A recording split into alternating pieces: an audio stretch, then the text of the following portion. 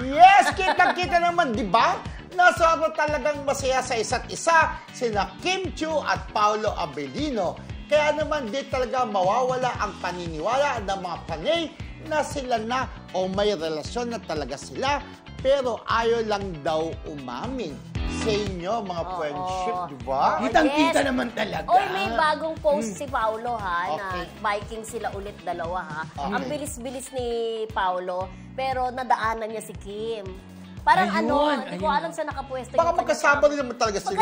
Nadaanan niya, grupo sila eh. Okay. Grupo sila. Hindi kaya itong dalawang to sasali talaga sa duathlon? Kasi di ba, meron din silang yung nagbababad dun sa parang nag-freeze na tubig. Parang gano'n, di ba? Ginaya din ni Kim Chiu. Tapos may running din sila. Tapos meron din silang biking, di ba? Parang yung mga triathlon, alam ko gano'n eh, di ba? Very sila, sports, very sila talagang fit, physically fit talaga sila. Ang ganda ng bonding nila.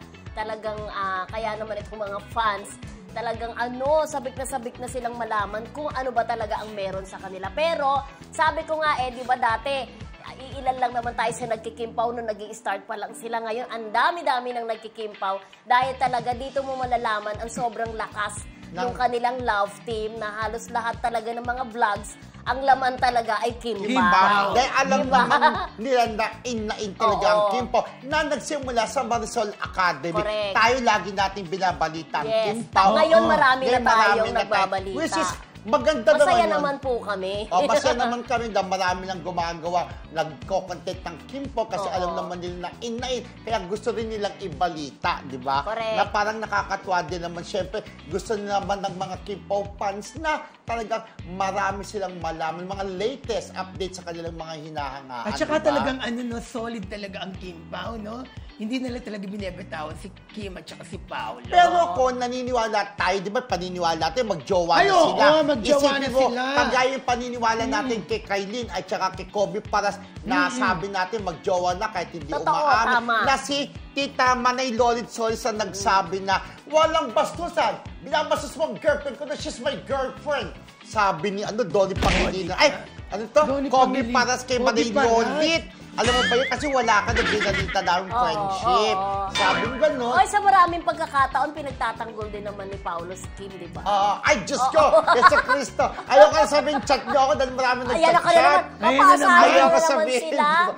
Basta pinagtatanggol lagi ni Paolo, ganun niya kabal si Kim Chiu, sa sarili niyang paraan, pinoproteksyonan niya. Ay, sobra! Diba? Lalo na yung nalaman natin, di ba? Correct. Kaya may nag-chat sa akin, ano ba, hindi ko naman sasabihin? Ay, bawal po, ayaw niya nang ma-hurt si Kim. Yes, yun lang. Within between the lines, ayaw niya nasasaktan ng kanyang inililiyag. Kasi mahal na mahal ko si Kim, huwag yung sasaktan.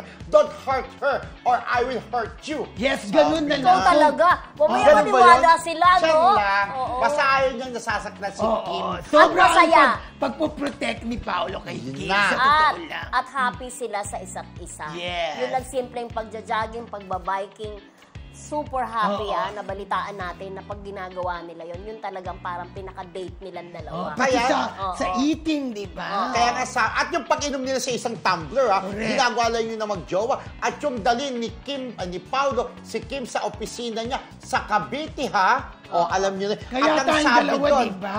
At sabi ng manager, walang magpipicture, no? Sabing gano'n. Parang ayaw, di umano nakarating sa amin na huwag magpipicture, huwag daw munang kukunan sila kasi ayaw pa ibisa na talagang nagkagulo doon sa opisina ni Paolo nung dumating doon si Kim Chiu.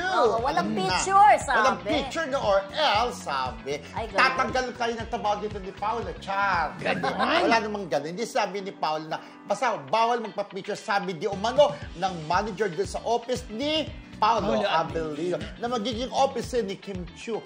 Bahalang pagkinasal na nasa na sila. Cavite, no? Yes, correct.